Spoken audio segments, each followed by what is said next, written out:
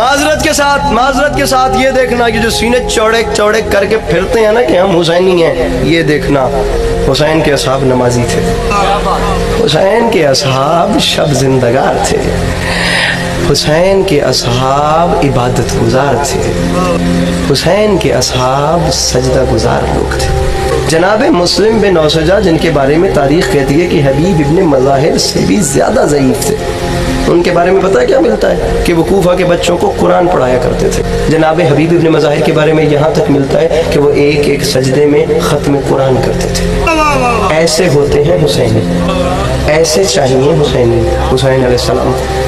और ऐसे बंदे वाक़ियतन मिलते भी कम हैं कि एक तरफ 9 लाख होते हैं और एक तरफ गिन के 70-71 होते हैं। मसला ये है कि हम इमाम हुसैन अलैहिस्सलाम को तो मान रहे हैं, हम मौला की नहीं मान रहे। किन किन चीज़ों को लेकर मौला ने यजीद की मुखालिफत की थी, हम वो चीज़ें भूल गए। गुजारिश को समझिए कि इमाम हुसैन अलैहिस्सलाम कहते क्या थे, उन बातों को मैं यही तो कह रहा हूँ कि जम कर दें खुद को करबला में। खुदा की कसम करबला से बड़ा प्लेटफॉर्म आपको मिलना ही नहीं है।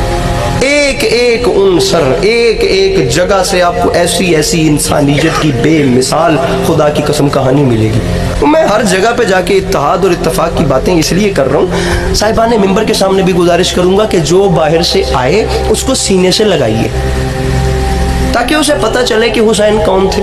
अगर हर दूसरे आने वाले की दिल आज़ारी मकसद होती तो हुसैन होर को कभी सीने से न लगाते। जो बाहर से आए उसको सीने से लगाइए, उसको पता चले कि हमने किन को माना है।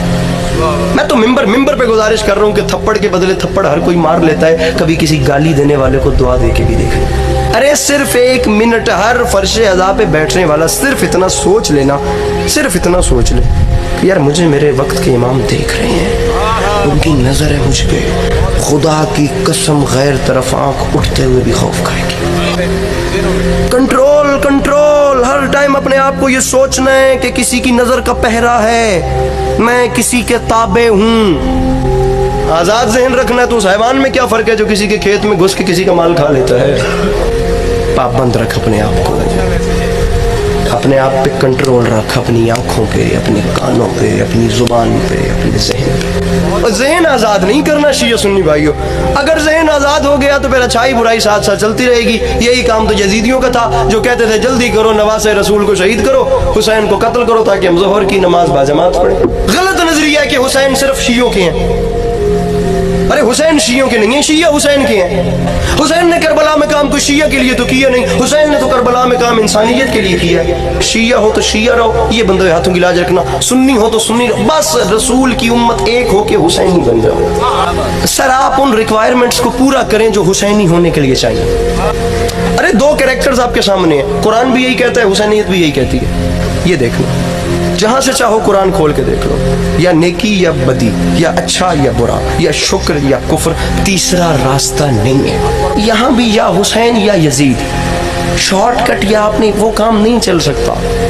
आप दोनों कैरेक्टर्स को पढ़ लें, हुसैन अलैहिस्सलाम ने क्या किया, यजीद ने क्या किया, बात खत्म हो जाएगी। जहां है वहां रह के फैसला कर लें कि किसके पीछे लगे।